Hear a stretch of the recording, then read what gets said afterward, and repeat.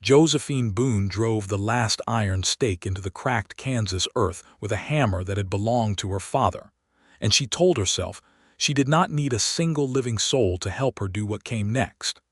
The year was 1874, and the prairie stretched out in every direction like a bolt of tawny cloth unrolled by God's own hand, vast and indifferent and gorgeous in the September light. The homestead she had inherited sat on 160 acres of Ellsworth County grassland, courtesy of the Homestead Act, and it was hers alone now that her father, Edmund Boone, had died of a fever in the July heat. Edmund had been a stubborn man who believed in the land with the same quiet ferocity that other men reserved for religion, and Josephine had inherited every ounce of that stubbornness, along with the deed to the property, the aging mule named Cotter, a small flock of 12 chickens, and a sod house that leaked when it rained and baked the air inside it to something resembling a bread oven when it did not. She was 26 years old, and she was going to make this work. The nearest town was Caldwell's Crossing, a wind-scraped collection of a general store, a livery, a small church that doubled as a schoolhouse, and a saloon that never seemed to close.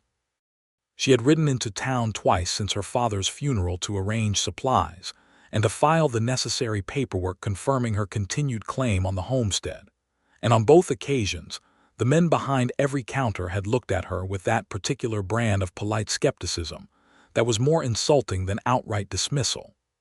They smiled too gently and spoke too slowly, as though she might not understand the complexities of purchasing seed or registering a deed if they moved at normal human speed.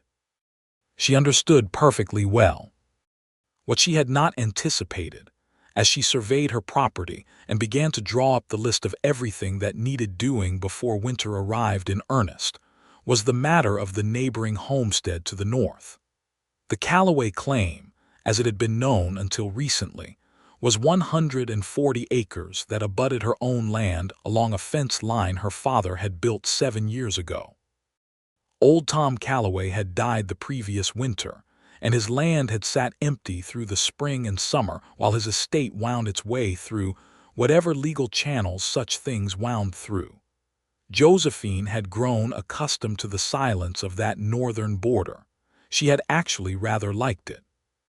She was, therefore, considerably less pleased on the morning of September the 14th when she looked up from her work mending the chicken coop and saw a man riding in from the north on a gray roan horse, leading a second horse loaded with supplies behind him. He was broad-shouldered and lean at the same time, the way men who worked outdoors all their lives tended to be, with a sun-browned face beneath a battered cattleman's hat and dark hair that curled slightly at his collar. He rode the way born horsemen rode, as though the saddle were simply an extension of himself, and he came to a stop at the fence line between the two properties with an ease that suggested he had already decided where he belonged. "Morning," he said, touching the brim of his hat. Josephine straightened from where she had been crouching beside the coop, the hammer still in her hand. "Morning," she replied, making her voice entirely neutral. "David Hale," he said.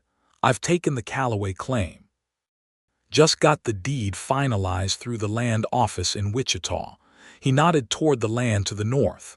"Looks like we're going to be neighbors." Josephine regarded him for a moment.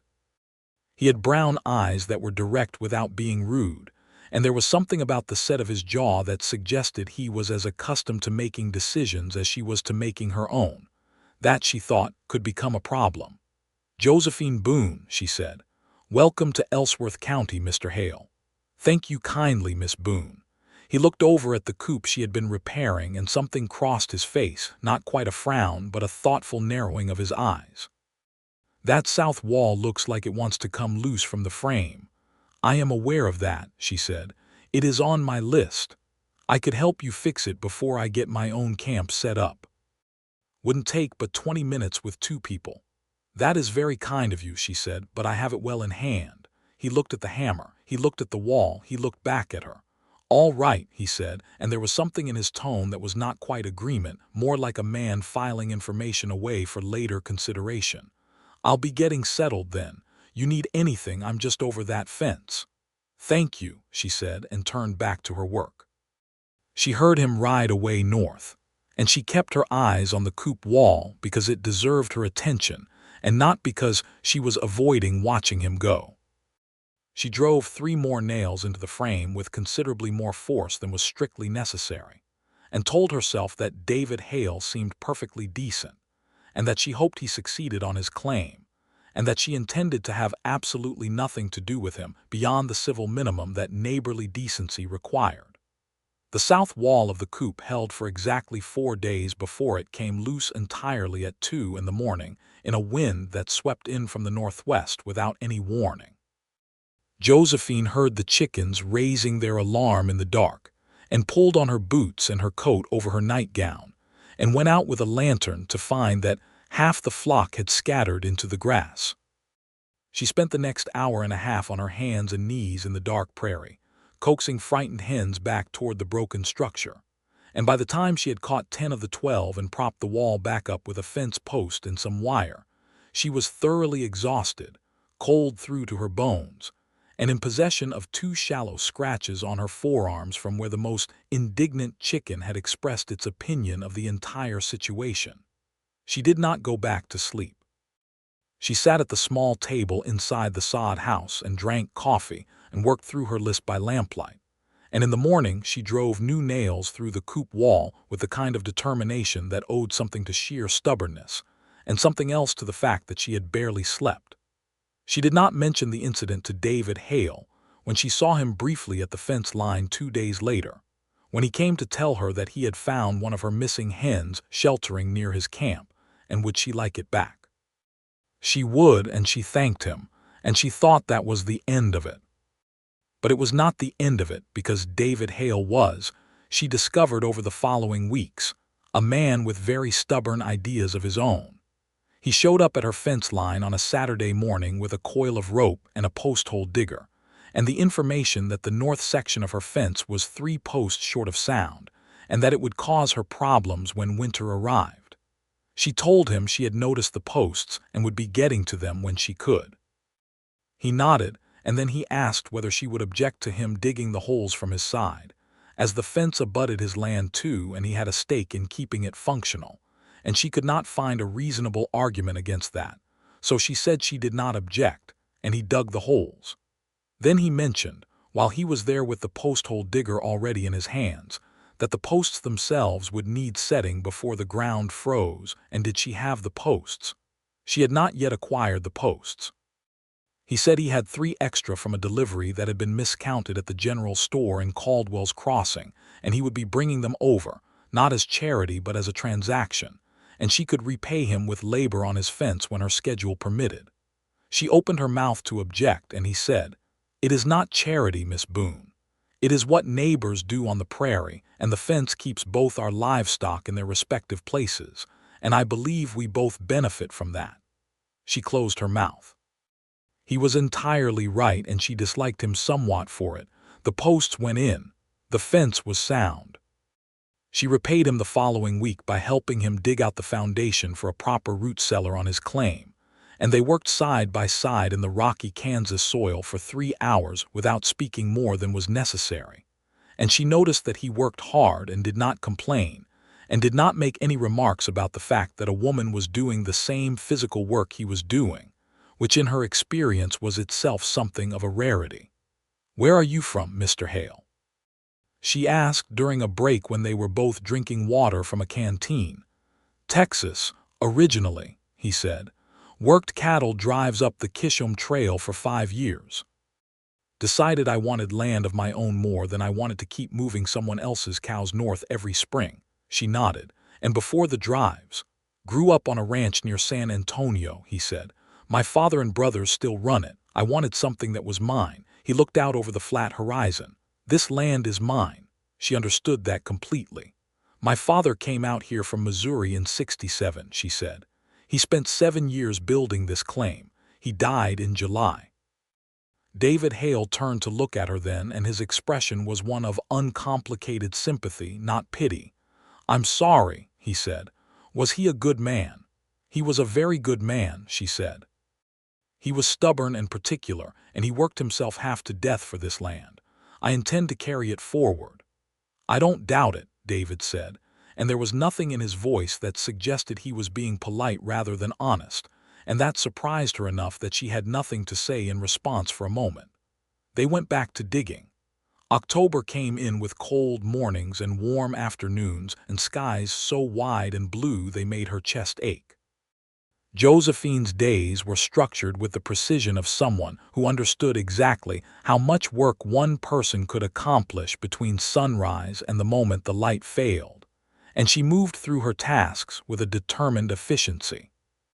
The garden needed putting to bed for winter, which meant pulling up the remaining vegetables and storing what could be stored and turning the soil.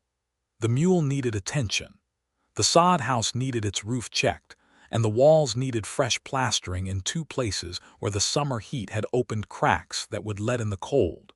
She had made a beginning on all of it when David Hale appeared at her fence again, this time with a proposition that irritated her more than the previous ones had. He had been watching, he said, without any particular embarrassment about the watching, and he thought her chimney needed relining before she tried to run the stove hard through winter. He had done this kind of work before, and it would take a day and cost her nothing but the materials, which he could acquire from the general store on his next supply run, and she could pay him back when she sold eggs in the spring. Josephine set down the bucket of plaster she had been carrying and looked at him squarely. "Mr. Hale," she said, "I appreciate that your intentions are good. But I am perfectly capable of managing this homestead without assistance, and I have been doing so for the better part of 3 months. I know you are," he said, and he sounded entirely sincere. "I have been watching you work, Miss Boone, and I have not seen a single moment where you were not managing it. But the chimney is not about capability. It is about the fact that a faulty chimney liner is a fire hazard, and if your house burns it is my problem too, because a prairie fire on your land becomes a prairie fire on my land faster than either of us could do anything about it." She looked at him for a long moment. He had a way of presenting his arguments that was maddening because they were always logical and always couched in terms that made them about practical necessity rather than her supposed limitations, and she could not, in good conscience, reject practical necessity. "Fine," she said, "but I will be there and I will be part of the work." "I would not have it any other way," he said. They relined the chimney together on a Tuesday, him on the roof and her below managing the brush and the clay mixture, and they called back and forth through the flue with instructions and updates. And at some point in the middle of the afternoon, she found herself laughing at something he said about the particular opinions of a chimney on the subject of being repaired, and the laugh surprised her because it came all the way up from somewhere genuine. The stove ran beautifully that winter. She never had to worry about fire.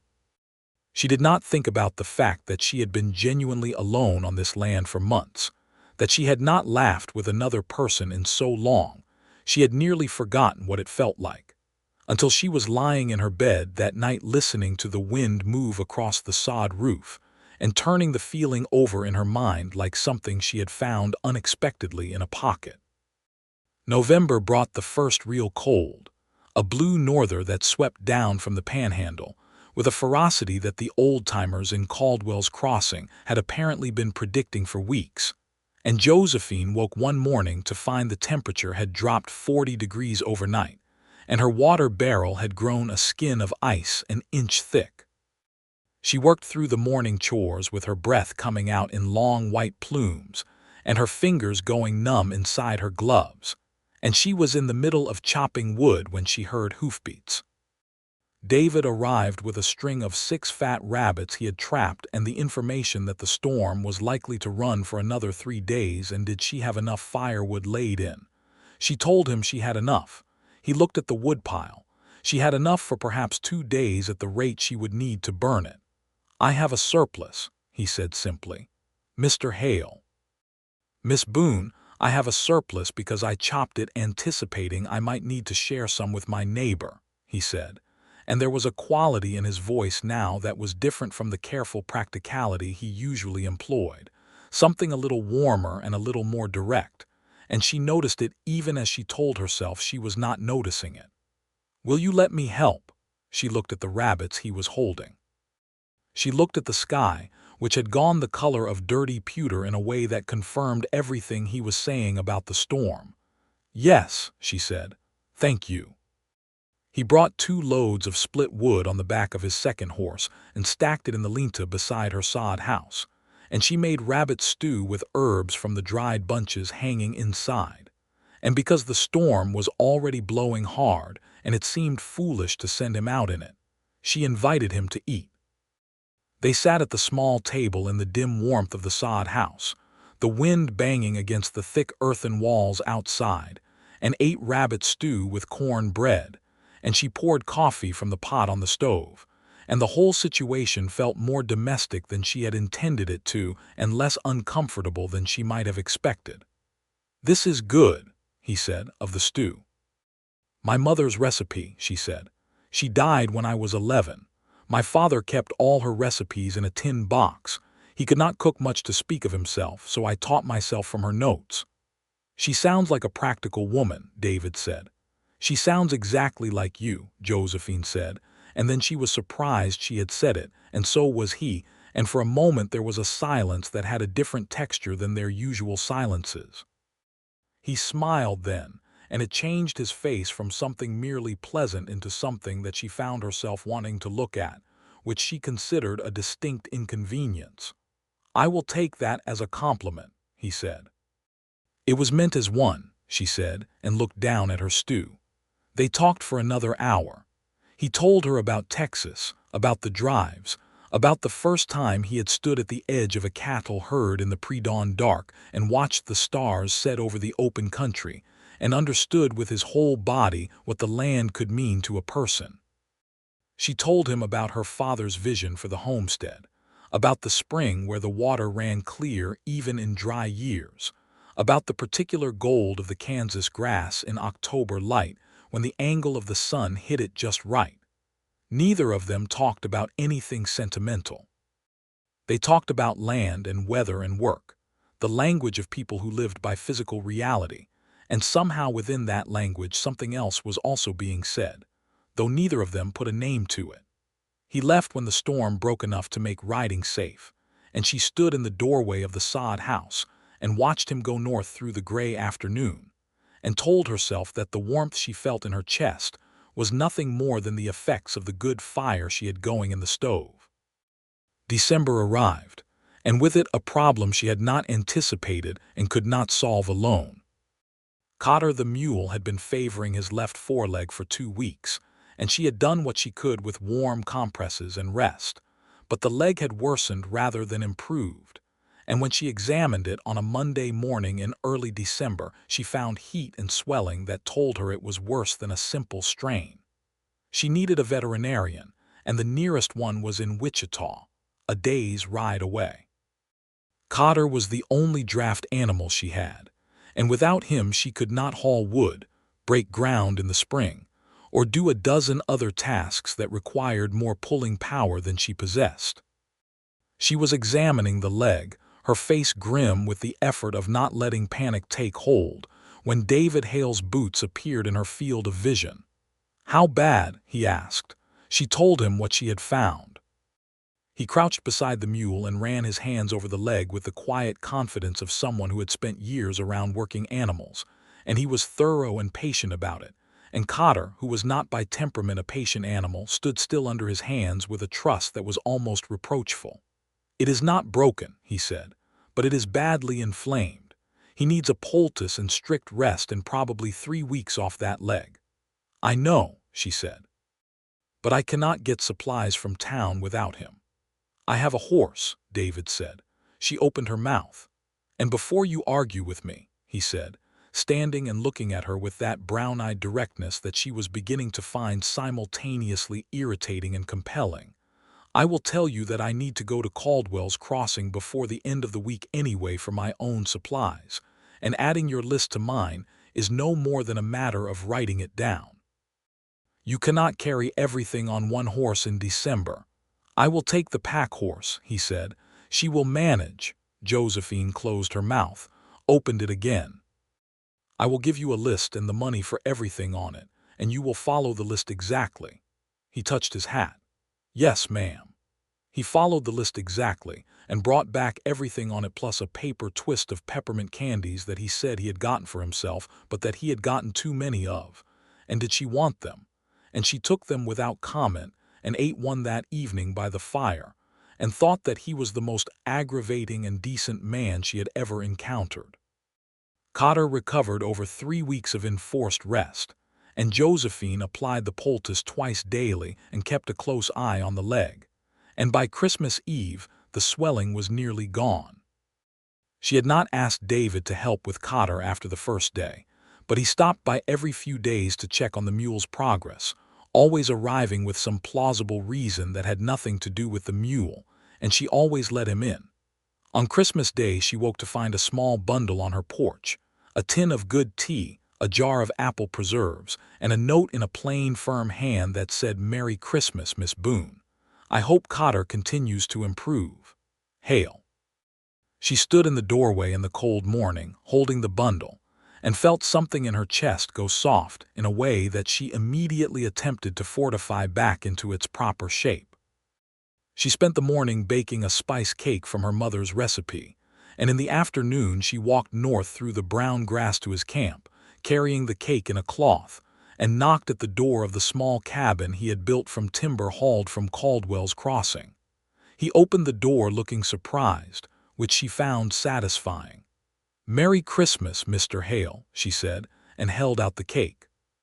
He took it, and his face did that thing again where it shifted from pleasant into something she could not quite categorize, and he said, "Would you come in? I have coffee on." She came in.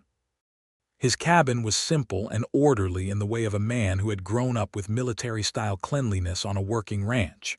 There was a table, 2 chairs, a bunk, a stove, shelves with supplies arranged with a precision that she approved of despite herself, and a single small luxury, a book on the shelf, a copy of Tennyson's poems that looked well read. She noted the book without commenting on it.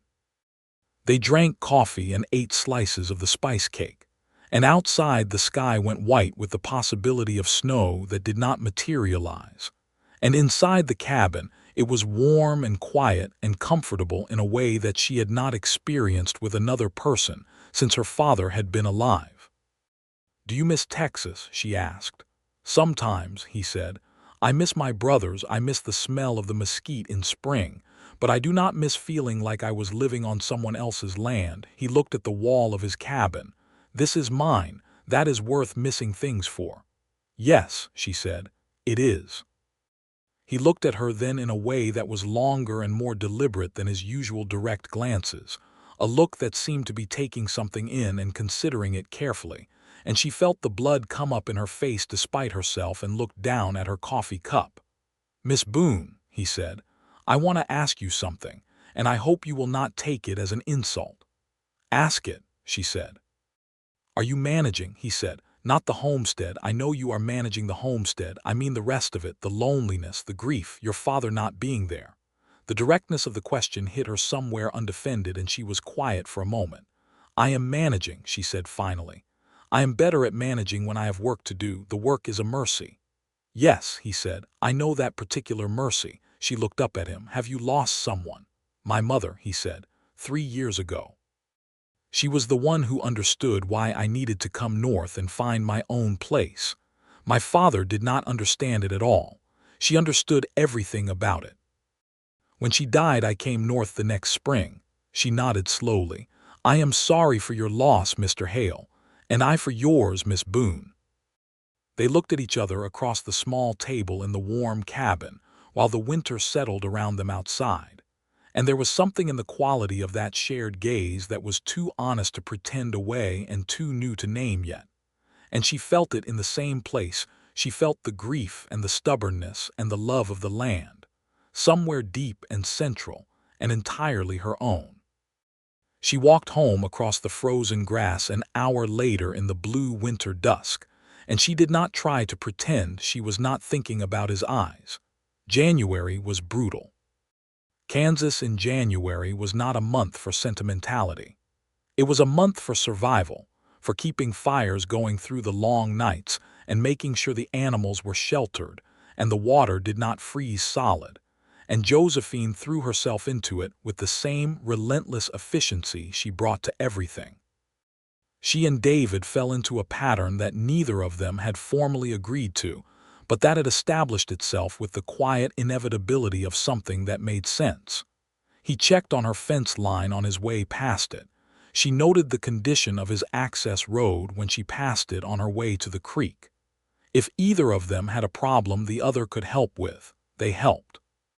There was a night in late January when the temperature dropped so far below zero that the air itself seemed to have a kind of solid quality, and she woke in the dark to the sound of something wrong with the stove, a change in the draw that told her the chimney was icing. She got up and managed to clear it herself with a long-handled brush and considerable effort, and she had the stove running properly again within the hour, and in the morning she was proud of having handled it alone. But she also thought, while she was doing it, that it would have been less dangerous with two people. She did not tell David about the chimney incident. But 2 days later she was at his fence line returning a mending needle she had borrowed from his supply kit, and he said, "I heard you moving around in the night on Tuesday. Chimney trouble?" She stared at him. "Can you hear that from your cabin?" "The wind was right," he said, "and I know what that particular sound means. Are you all right?" "I managed it perfectly well," she said. "I know you did," he said. "Are you all right?" The distinction he was making between the two things registered precisely in the way she suspected he intended it to. She looked at him for a moment. "Yes," she said, "though it was cold work." "If it happens again," he said carefully, "I want you to know that I am 30 yards north, and I would rather be woken at 3 in the morning than have you deal with a chimney fire alone." "I am not in the habit of waking people at 3 in the morning," she said. "I know," he said. "I am telling you that in this instance I would not mind." She took the mending needle home and sat with it in her hand for a while, looking at it without seeing it, thinking about a man 30 yards north who would not mind being woken at 3 in the morning, and about how a person was supposed to be properly independent when someone kept making arguments like that. February came in gray and cold and slow, and the days began to lengthen by minutes that felt almost imperceptible, but that accumulated into something she could see in the quality of the late afternoon light. She found herself looking forward to those extra minutes of daylight with a hunger that surprised her, and she found herself, around the same time, admitting to herself that she looked forward to seeing David Hale in a way that was distinct from the practical value of neighborly assistance. She was honest with herself about this in the same way she was honest about the condition of her fence and the state of her seed supply.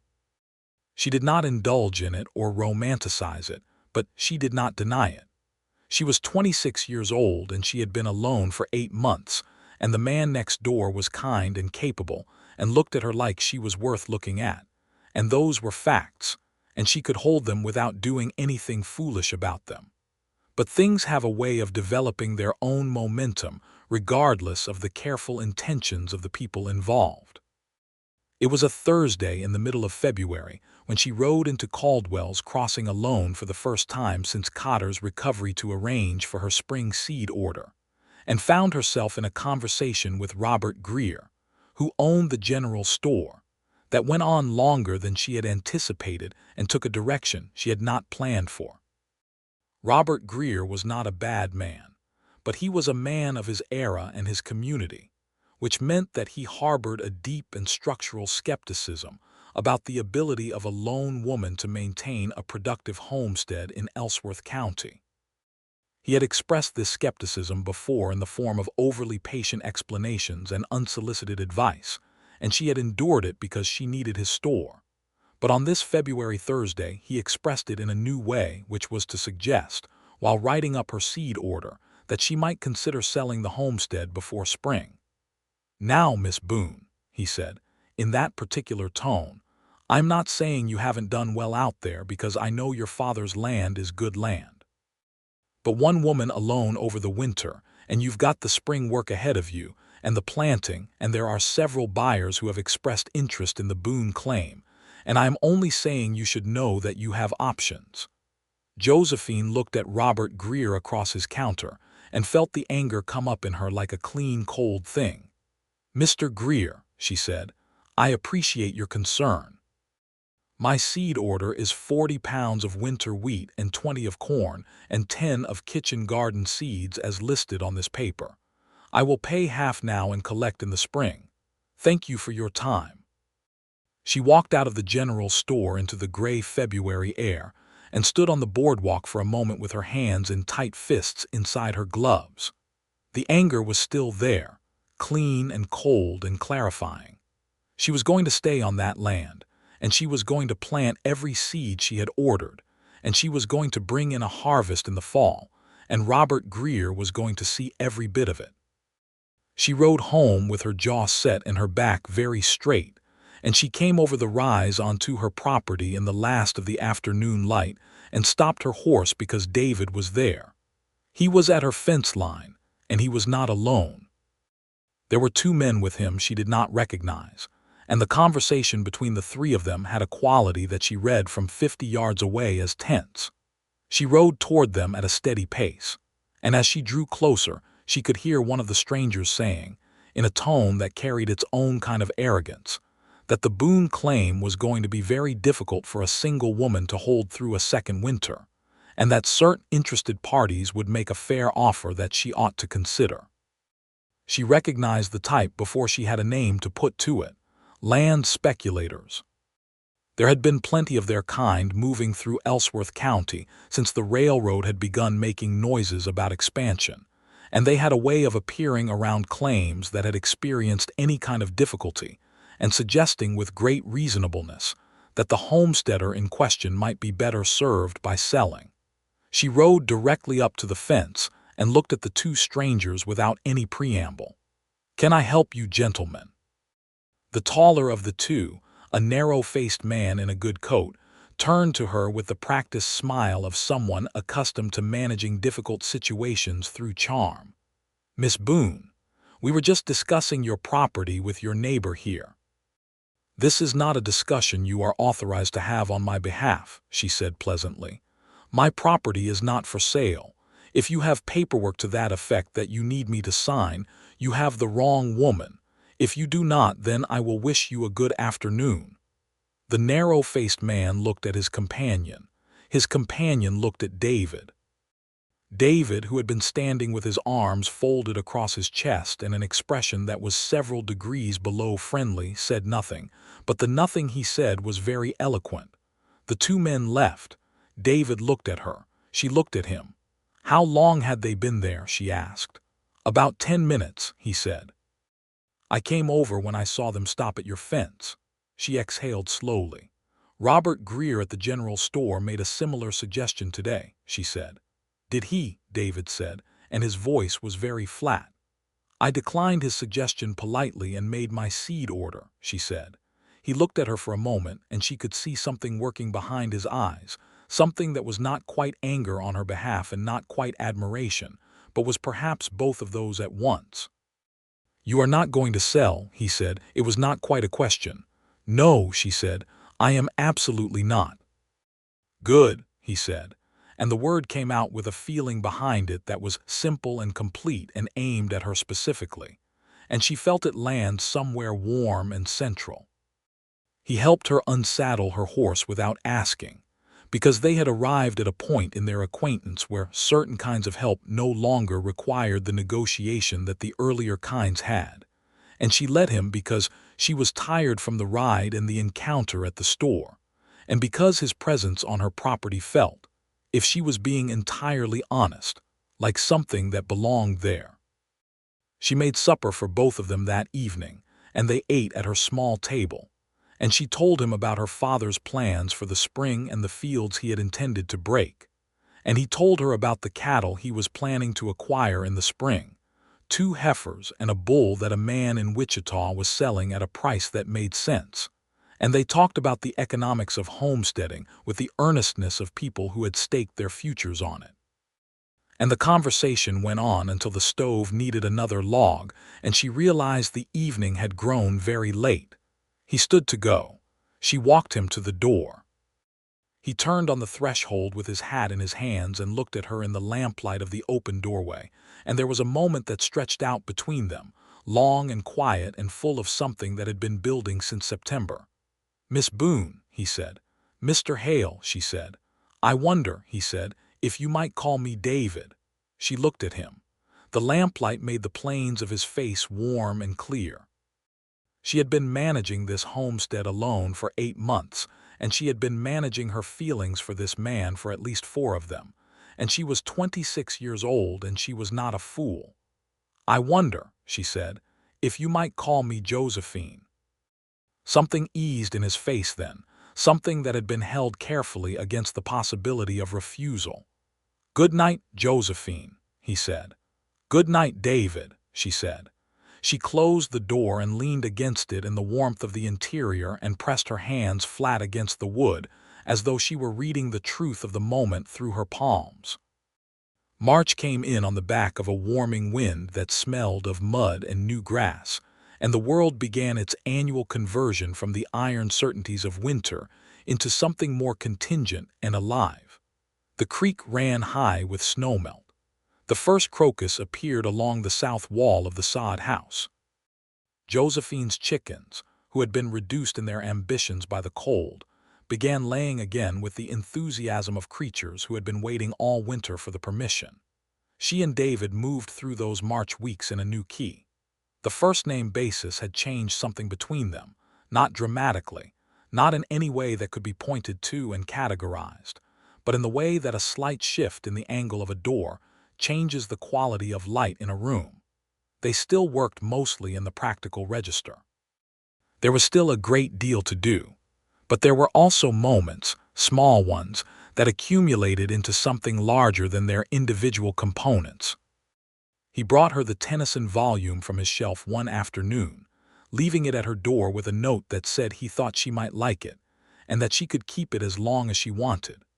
She read it by the stove over 3 evenings and found verses that felt like they had been written about the particular quality of longing she had been living with for months, and she did not entirely know whether the longing was for her father, or for the land to flourish, or for something else, but she held the book carefully.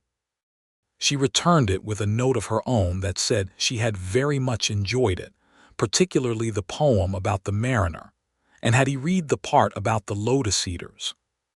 He showed up the following morning with his copy of the poem in question, marked with a pencil annotation in his careful handwriting, and they stood at her fence in the mild March air and argued pleasantly about the meaning of the poem for 20 minutes, and she was smiling before she realized she had started. The spring planting began at the end of March, and this was where Josephine ran into the hardest practical problem she had faced since taking over the claim. The fields her father had planned to break in the spring required the kind of sustained draft power and continuous plowing that one person with one mule simply could not accomplish in the time window that good spring planting allowed. She could plant the kitchen garden and the small field her father had already broken the previous spring, but the new acreage sat untouched, and every day she looked at it, she felt the arithmetic of the problem pressing down on her. She turned it over for a week, working out every variation she could think of. She could rent a second animal from the livery in Caldwell's Crossing, but the cost was significant. She could plant a smaller area and defer the rest until next year, but that would reduce her harvest and her income. She could ask David. She did not want to ask David. Not because she distrusted him or resented him, but because she had been operating on a principle since her father's death, a principle that was important to her in a way that was hard to articulate but had something to do with proving to herself, and to everyone in Ellsworth County that she could do this, that Edmund Boone's daughter could hold and work this land without requiring a man to sustain it for her. Every time she had accepted David's help, it had been because the logic was undeniable, not because she had surrendered to the assumption that she needed him. There was a difference, and it mattered to her deeply. But the unbroken field mattered too. She was walking the fence line between the 2 properties early on a Wednesday morning, ostensibly checking the posts, but actually thinking through the problem for the 15th time, when David appeared from the north, and she could see from the way he was walking that he had something on his mind. "I have a proposition," he said, without any preamble, which she had come to recognize as his preferred method of approach when he anticipated resistance. "I am listening," she said, carefully neutral. "I want to break some ground this spring," he said, "on my side and also on yours. I propose that we work it jointly for a season and divide the crop accordingly, with the proportion weighted toward you since it is your land. You bring the seed. I bring an additional animal I am borrowing from the Harmon Ranch down the road. We both work. At the end of the season, you have a full harvest and I have enough to make the planting worthwhile for my side." She looked at him. "That is not how tenant arrangements usually work," she said. "It is not a tenant arrangement," he said. "It is a partnership arrangement. Equal work, proportional return. You are not beholden to me and I am not beholden to you. We both gain." She looked at the unbroken field. She looked at him. She was aware of the feeling in her chest that she had been managing carefully for months. And she was aware that accepting this arrangement would mean spending the better part of the spring and summer working alongside David Hale in close quarters and sustained cooperation, and that this was very likely to make the management of those feelings considerably more difficult. 55 to 45, she said. "Waited to me as you said, we put it in writing." "Agreed," he said immediately. They shook hands on it. His hand was warm and rough and direct, and hers was the same, and they held the handshake for one beat longer than strictly necessary. They put it in writing that afternoon, a simple document that she drafted in her clearest hand, and they both signed, and then they went to work. The plowing began the next day and went on for 2 weeks. They worked from first light to the last of it, driving the animals in long parallel lines across the earth, the mule and David's borrowed horse taking the heavy work of the initial breaking, and Josephine and David following with the secondary implements, smoothing and harrowing the turned soil into something plantable. It was hard physical work of the most fundamental kind, the kind that left her arms aching at the end of each day and her shoulders complaining at the beginning of each morning. She loved every day of it, not only because the progress was visible and satisfying, the dark rows of turned earth marking the advance of something real and promising, but because working alongside another person who was as serious and capable and honest as David Hale turned out to be its own kind of pleasure. He did not talk too much. He did not give unnecessary direction. He pulled his share and sometimes more, and when she was struggling with a particularly resistant patch of ground, he came to help without comment and without any indication that her needing assistance had confirmed some prior judgment. It had simply happened and he had helped and they had moved on. On the 11th day of the plowing, during a midday rest in the shade of the willow tree at the property boundary, while they were eating the lunch she had packed and drinking from the canteen, he said, "Can I ask you something personal?" "You can ask," she said. "Have you always been this independent?" She considered the question. "My mother died when I was 11, she said. "After that it was my father and me. We kept each other going. He taught me everything. He never, not once, suggested there was something I could not do because I was a girl. He just showed me how to do it." She looked at the turned soil. "I think if someone had told me early on that I couldn't, I might have learned to believe it. He never did, so I never did." David was quiet for a moment. "He sounds remarkable." "He was," she said. "He was also infuriating and set in his ways and once argued with me for 3 days about the best variety of winter wheat as though it were a matter of theological importance." David laughed and she laughed, and the sound of it mixed with the meadowlark singing somewhere in the grass, and the April air was warm on her face, and she thought that this was one of the finest moments she had experienced since her father had been alive. He was looking at her when the laughter settled, with that particular look she had learned to recognize and had stopped pretending she did not notice. It was a look that had very specific feelings in it, feelings that she was now fairly certain corresponded to feelings she had herself, and the moment had a quality of inevitability to it, as though it had been building since September and had simply been waiting for a Tuesday in April when the air was warm and the ground smelled of rain and good earth. "Josephine," he said. "Yes," she said, before he could say anything else, because she had always been the kind of person who preferred to meet things directly. He blinked. "Haven't asked anything yet. You were going to say something," she said, "about how you feel, and I was going to say yes." He stared at her for a moment. Then he laughed again, and it was different from the previous laugh, warmer and more personal, and he shook his head slowly. "You are the most direct person I have ever met." "I know," she said. "Are you going to say the thing?" "Yes," he said. He looked at her steadily. "I have been in love with you since December," he said. "Possibly since November. I did not say anything because you are very clear about not wanting things done for you, and I wanted to be sure that what I was feeling was not just admiration for your capability, which would not have been fair to you. But it is not just that. It is everything about you. The way you argue, the way you work, the way you laugh when you think something is genuinely funny and not just politely funny, the way you hold on to this land like it is part of you because I think it is. I am in love with you, and I would very much like to know how you feel about that." She looked at him across the remains of their lunch, in the April shade, with the good smell of the turned earth around them, and she felt the thing in her chest that had been carefully managed and held at arm's length for months open up like a field in spring. "I have been managing feelings for you since January," she said. "Possibly since December. I was not ready to do anything about them, because I was afraid that falling in love with the man next door might compromise my ability to prove that I could run this homestead independently." She paused.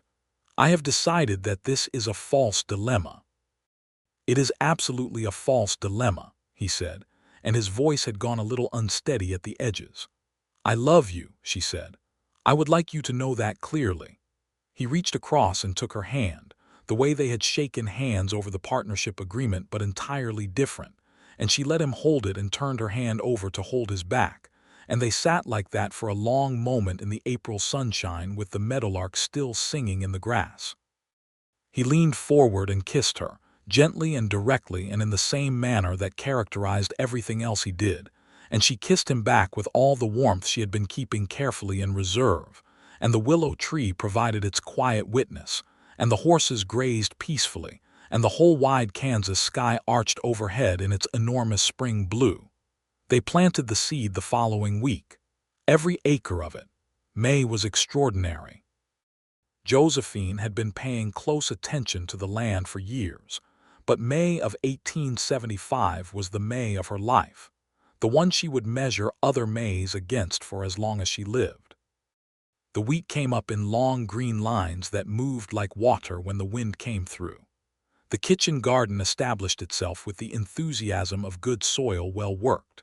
The chickens produced eggs with an abundance that felt almost pointed in its generosity. Everything was alive and growing, and she was alive and growing alongside it. And David Hale was 30 yards north and present in her life in a way that was no longer bounded by the careful arithmetic of practical assistance. They had, without any explicit conversation about it, arrived at a new arrangement. He came south most evenings for supper, or she went north, and they spent those evenings in the company of each other with an ease that felt like something that had been true for a long time and had simply been waiting to be acknowledged. They talked about everything: the land, the crops, the cattle he had acquired, the 2 heifers and the young bull that were already showing excellent dispositions. They talked about the Tennyson poems and about history, and about what Kansas had been like before the homesteaders came, and about whether that history carried an obligation, and about the native peoples who had been displaced from these plains by the very land acts that had given both of them their claims, a subject that David approached with a gravity and discomfort that she respected, because it seemed to her that the correct response to that history was not ease. "My father would not have been comfortable talking about this," she said one evening when the subject had come up. "He was a good man, but he believed in the Homestead Act with a completeness that did not leave much room for the question of who had been here first. Most men of his generation did," David said. I was not much different until I spent a winter in Texas near a Comanche camp as a young man. The men there were working their land the same way my father worked his. The government called it a reservation and described it as a concession, but the men in that camp called it what it was, which was everything that had belonged to them and had been taken. He was quiet for a moment. I am not sure what to do with that knowledge, but I cannot unknow it. No, she said. We carry it. He nodded. These were the kinds of conversations she had not had with another living person since her father had been alive, and the quality of them, the seriousness and the honesty and the willingness to sit with difficult things rather than papering them over, made her love him more each time. June brought a new problem, and this one tested both of them. There was a man in Caldwell's Crossing named Aldous Marsh who had been buying up homestead claims for 2 years, and he had his eye on the Boone property, and apparently also on the Hale claim because of their combined river access. He showed up in person on a hot June afternoon, while David was working his north field and Josephine was in her garden, and he made his offer directly and without any visible concern for its effect on the person receiving it. The offer was fair by the numbers and insulting in its implications, because the implication was that she would inevitably sell, that it was a matter of when rather than whether, and that he was doing her a kindness by arriving before winter reduced her options further. Josephine stood up from her garden with dirt on her hands and looked at Aldous Marsh steadily.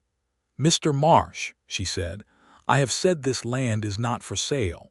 I have been saying it since September. I will be saying it next September and the September after that. You are welcome to ask again in a decade if you like, but my answer will be the same." Marsh smiled the smile of a man who had heard this before and believed it was always temporary. "Miss Boone," he said, the railroad survey is not going to change my answer," she said. "Good afternoon." He left. She went back to her garden. But her hands were shaking slightly with the anger of it, and she was still working through the feeling when David appeared at her gate 30 minutes later, having apparently seen Marsh's departure from the north field. "Marsh," he said. "Yes," she said. "He will be back." "Probably," David agreed. He leaned on the gate post and looked at her. "The railroad survey concerns me. If they run the line through this county, the pressure on small claims is going to increase significantly." "I know," she said, "but that is a problem for when it arrives, not now." He nodded. "You know that my claim is just as much in their path as yours." "I know," she said. "Are you thinking of selling?" "No," he said with a simplicity that she found deeply satisfying. "Good," she said. "Because I am not going to have a neighbor who folds to the railroad, David." He smiled at that. "I would hate to disappoint you," he said, and the words had something underneath them that was about considerably more than the railroad. July arrived with fierce heat that shimmered off the prairie in visible waves. The wheat was heading up and the corn was standing tall, and Josephine walked her fields each morning with her father's almanac and her own careful eyes, and she thought, every time, that Edmund Boone would have approved of this harvest. It was in the first week of July that David asked her to marry him. He did not make a ceremony of it in the traditional sense. They were sitting on the low porch of her sod house in the evening, watching the sun go down over the western horizon in colors that ranged from gold to deep red to violet, and he said, "I want to ask you something." "Ask it," she said. "I want to marry you," he said. "Not because your homestead needs managing or because I think you need someone to take care of things for you. You have made it abundantly clear that you do not need that, and I have been watching you manage this land for 10 months, and I have not seen a moment where I was necessary rather than just wanted." He looked at the sunset. "I want to marry you because you are the person I most want to share this life with. Because this land means to you what mine means to me. Because you read Tennyson seriously and argue about wheat varieties and make rabbit stew that I still think about when I am eating my own inferior cooking. Because when you laugh it changes the whole quality of the afternoon." He turned to look at her. "I love you, Josephine Boone. I would very much like to marry you if you will have me." She looked at the sunset, and at the fields she had planted and tended and watched grow, and at the man beside her who had shown up in September with a gray roan horse and very stubborn ideas, and the particular quality of decency that she had spent 10 months trying to maintain a reasonable distance from, without much success. "Yes," she said, "I will have you." He reached over and took her hand, and the sunset poured its gold across the whole wide landscape. They were married on the 5th of August, 1875, in the small church at Caldwell's Crossing, by a preacher named Reverend Alton, who had a red beard and a sonorous voice, and a genuine affection for ceremony. Josephine wore a dress she had sewn herself from calico she had bought in Wichita on a trip she and David had made together in late July, blue with small white flowers, and she had done her dark hair up carefully, and had worn her mother's cameo brooch at her collar. She looked, she thought, examining herself in the small mirror of the sod house on the morning of the wedding, like herself, and also like someone slightly new, which seemed appropriate. David wore his best clothes and had gotten his hair cut at the barber shop in Caldwell's Crossing the day before, and he was waiting for her at the front of the small church with an expression that she had never seen on his face before, something unguarded and enormous and entirely aimed at her. And when she walked up the aisle of that little church on a hot August morning with the windows open and the sounds of the summer prairie coming in with the light, she felt the wholeness of the moment in a way that she thought she would keep for the rest of her life. "I do," she said when the time came, looking directly at him.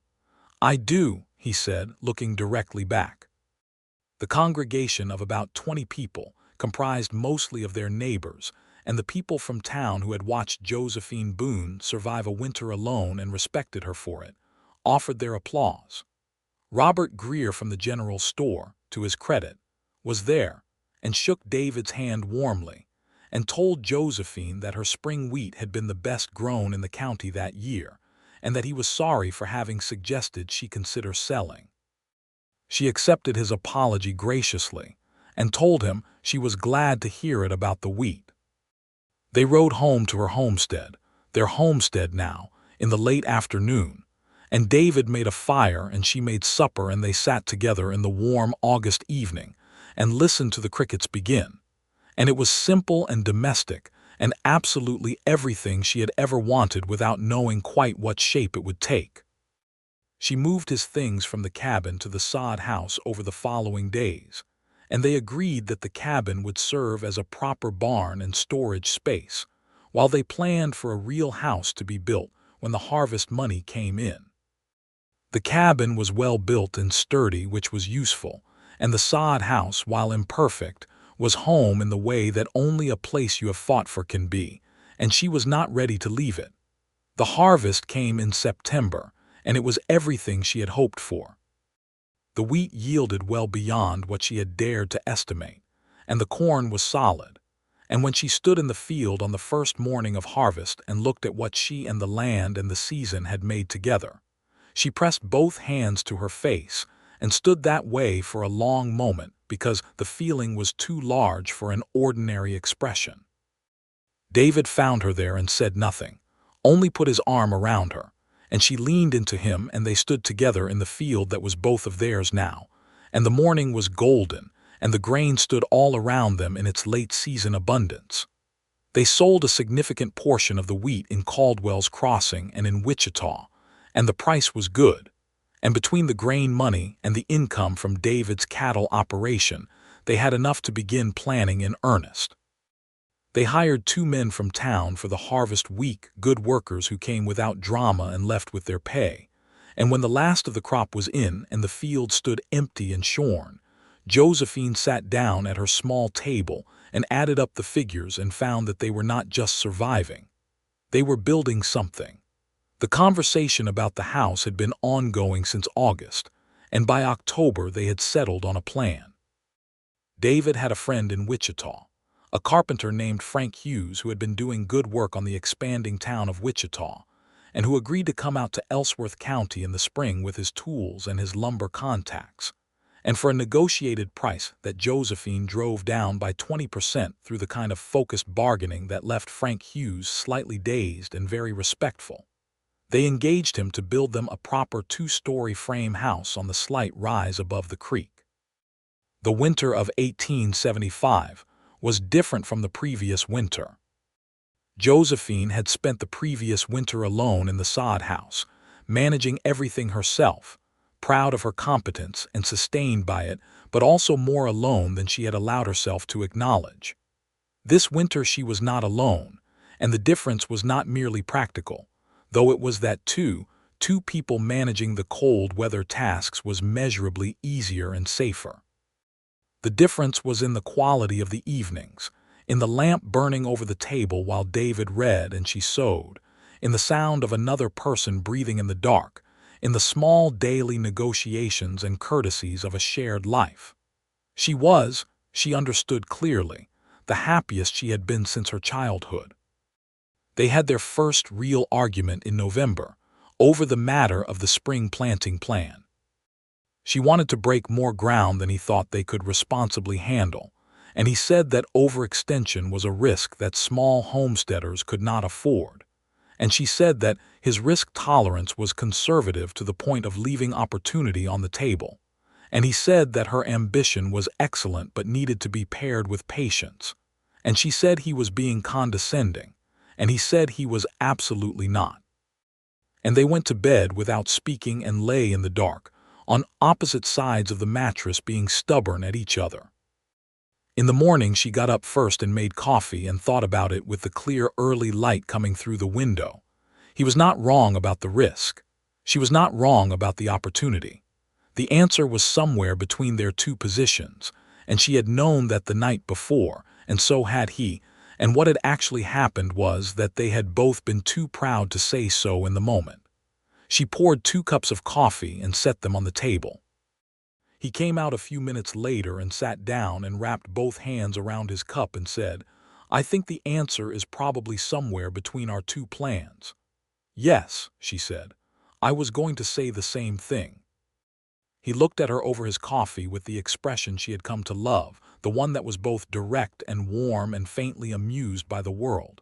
"We are very similar in some ways," he said. "We are very stubborn in precisely the same ways," she said. "Yes," he said. "I think that is probably going to be a recurring theme." "I think so too," she said. "We will simply have to work through it each time." "Agreed," he said. He reached across the table and covered her hand with his. "I do not want to argue with you." "I know," she said. "I do not want to argue with you either. I want to disagree with you occasionally because we are different people with different instincts and that is actually useful. But the arguing part is not useful." "You are right," he said.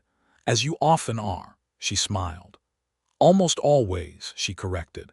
He laughed and they drank their coffee and they worked out the spring planting plan together at the table that morning, and it was better than either of their individual plans had been.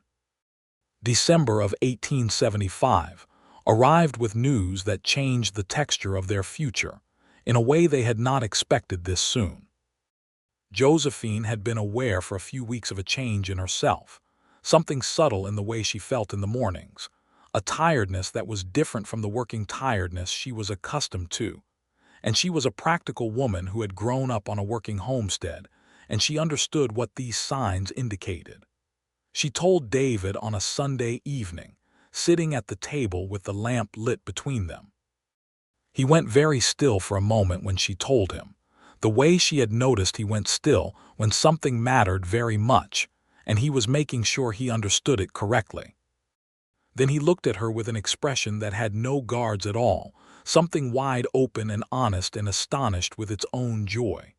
"Josephine," he said, and her name in his voice was its own complete sentence. "In the summer," she said. "July, I expect." He came around the table and she stood, and he held her with the kind of careful certainty that she had come to know was his way with everything he loved. And she put her face against his shoulder and felt the warmth of him and the warmth of what was coming. And outside the winter prairie lay quiet under a new moon. Spring arrived in 1876 with the carpenter Frank Hughes and his 2 apprentices, and a wagon full of lumber, and the house went up on the rise above the creek through April, and May with the satisfying speed of good planning and competent work. Josephine was deeply involved in the planning, because she had opinions about the size of the windows and the placement of the kitchen and the number of rooms, and Frank Hughes, having been forewarned by David, navigated her involvement with considerable tact and turned out to be open to her suggestions in a way she had not entirely expected. The house had large windows on the south side to catch the winter sun. The kitchen was spacious enough for serious work. There were 2 bedrooms upstairs and a room off the kitchen that could be used as a study or a workroom, and Josephine immediately designated it as her own space for keeping the homestead accounts and the seed records and all the careful documentation that she had been keeping since her father's time. They moved into the house in June, 3 weeks before the baby was due, and the first night they slept there, in the bedroom with the window that looked out over the south fields, she lay awake for a while in the new room listening to the sounds of the house settling around them, and felt the deep satisfaction of something genuinely built. Their son was born on the 14th of July, 1876, which was a warm summer morning with a meadowlark singing outside the bedroom window. He came into the world in fine voice, and with a quantity of dark hair and an expression of profound opinion about the experience, and the woman who came from Caldwell's crossing to assist, Mrs. Hannah Carr, who had delivered half the children in Ellsworth County, said he was a fine, healthy boy and that Josephine had done very well. David was waiting at the foot of the stairs when Mrs. Carr came down to tell him, and Josephine heard his exhale from the bedroom, a long, complete sound of relief and gratitude. He came up and sat on the edge of the bed, and she placed the boy in his arms, and David Hale, who had driven cattle through thunderstorms and repaired roofs in blizzards and argued with land speculators without flinching, looked down at his son with an expression of such unguarded tenderness that she pressed her lips together against the emotion of it. "Edmund," she said. "I want to call him Edmund." David looked up at her and his eyes were bright. "Edmund David Hale," he said. "Yes." Edmund David Hale grew through that first year with the same determined energy that seemed to characterize everything on the Hale homestead. He was sitting up before he was expected to, and crawling shortly after, and Josephine managed motherhood with the same practical competence she brought to everything, though she also discovered capacities for wonder she had not known she possessed, like the particular morning light on Edmund's face when he was nursing, or the sound of his laugh, which arrived early and sounded like something from another world. She went back to the homestead accounts within 2 weeks of the birth. At the kitchen table, while Edmund slept in the cradle David had made from oak planks in the long winter months. David, to his credit and her genuine gratitude, simply took on a larger share of the outdoor work without any commentary about it being necessary. He did not make her feel diminished by needing recovery time. He made her feel like they were managing something together, which was the truth. The harvest of 1876 was the best they had yet seen. The expanded fields produced well, the numbers she had argued for in the November dispute of the previous year turning out to be broadly correct, though she was careful not to say so too emphatically. The cattle operation was flourishing, the original 2 heifers having produced calves that were healthy and growing, and the bull was earning his keep. They sold at good prices and laid away money against winter, and against the spring seed requirements, and against the school fund that both of them had already started talking about. Because there would need to be a school in this county within a few years when more children arrived on the growing number of claims, and they intended to be part of making that happen. Aldous Marsh appeared one final time in September of 1876, driving a buggy up to their gate with a more substantial offer than his previous ones, presumably because the railroad survey had confirmed the value of their river access. He was a man who believed in the persuasive power of numbers, and the numbers he cited were impressive. Josephine was at the gate before David because she had been in the front garden, and she listened to Aldous Marsh's offer with full attention. Then she said, "No, Marsh looked surprised by the immediacy of it. "Mrs. Hale, if you consider—" "I have considered," she said. "My answer is no. My land, my husband's land, and our work on both will not be sold to accommodate the railroad's preferences. We have a harvest in the barn and a son in the cradle, and plans that extend for the next 20 years. I cannot imagine what number you would have to name to make any of that look less valuable to me than your offer." She looked at him pleasantly. He left. David, who had come up behind her while Marsh was making his case, put his arm around her as they watched the buggy go. "Do you think he'll come back?" he said. "Probably not," she said. "I think I was fairly clear." "You are always fairly clear," he said, pressing his lips to her temple. She leaned into him. "Is that a complaint?" "No," he said. "It is one of the great gifts of my life." October of 1876 settled over the homestead with gold light, and the sounds of the harvest finished, and the animals settled, and the root cellar full for winter. And Josephine walked her fields one afternoon while David was working the north pasture, carrying Edmund against her chest in the carrier she had sewn from sturdy canvas, the baby bright-eyed and serious about the world around him. She walked the perimeter of the land her father had claimed, and the land that David had claimed, and that were now together, one life's foundation. She walked past the spring where the water ran clear even in dry years, past the willow tree at the property boundary where she had first realized she loved David Hale on an April afternoon, past the old fence line that her father had built 20-some years ago, and that she and David had repaired together in September, past the south wall of the old sod house, which they were using for storage now, the crocus along its base gone to seed for the year but already containing the promise of next spring. She stopped at the top of the rise and looked south over the full breadth of the land, and Edmund made a sound of satisfaction against her chest, and the October light made everything gold and long, and she felt the completeness of it with every part of herself. She was not the same woman who had driven the iron stake into the cracked earth in September of 1874 and declared she needed no help from anyone. She was more than that woman, which was not the same as saying she had been wrong. She had needed to be that woman first. She had needed to prove to herself and to the land and to the watching eyes of Ellsworth County that Josephine Boone could do this alone, because that was a true and necessary thing to know. And she did know it. She carried it with her like the deed to the property and her mother's recipe tin and her father's hammer. But she also knew now that needing no help was not the same as choosing good company. That independence was not diminished by love. That a partnership of equals, honestly made and honestly maintained, was its own kind of achievement and required its own kind of courage. The man who had given her his very stubborn ideas in September of 1874 was up in the north pasture at this moment, checking on his cattle, and he would come home in the evening, and she would have supper on the stove, and they would put Edmund to bed together and sit by the fire and talk about the spring plans, and it would be one of 10,000 ordinary evenings that made up an extraordinary life. David appeared over the north pasture rise as she was thinking this, and he saw her there on the hill with Edmund, and he lifted his hat, the gesture small and specific, meant for her alone across the autumn distance, and she raised her hand in return.